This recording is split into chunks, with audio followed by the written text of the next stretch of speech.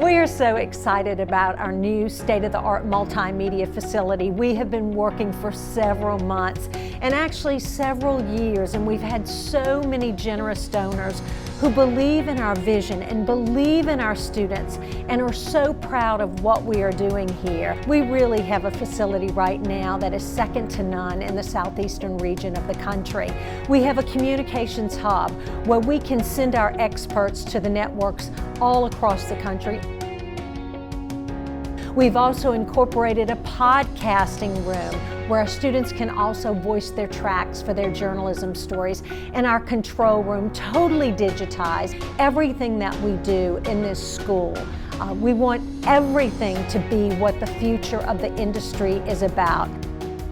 We are showing some of the great things that we do in our classrooms. So we're very excited about what we have, and we're really excited about these nice surroundings for our students. They deserve this.